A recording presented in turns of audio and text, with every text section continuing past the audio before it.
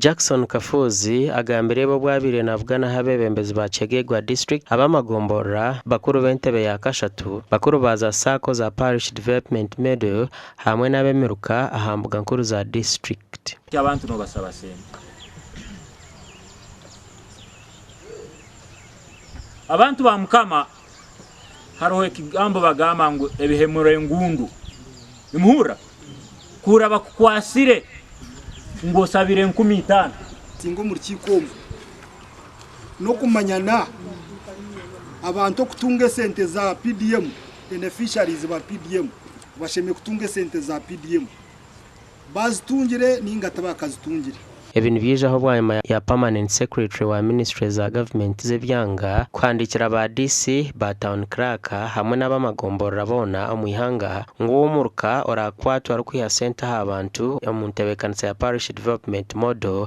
bamwemereze aha murimo izejyo bwera kuhondera complaints zizere nazo kuruganya buri ko borazitwara mpara Mukama wango barakusika otatugamba muranganyira ati ngoza kubabalize birungi nko wayizere kuswera president obyayikalire no mukabineti y'abana bari kwikara nabo yaroro mu Uganda omukurakurana abantu tusiganga ine abaturano bagera ngo abemeruka hamwe n'abacyamana baza sako za parish development model nibabiyaho sente ziri hagati y'50 n'emitwaro 20 baza kubaha eza PDM abantu basemereire kuba ni basasura sente zinga kurora ni bataha um system abantu bitu basisikire na parish model umutimba mwe mutoro 20 eka PDM obito mucyaroko ni kwanka cyamani wa movement nusango muta mwine kimtwaro musanju aba ekitebe nanka sakira mu kabantu 13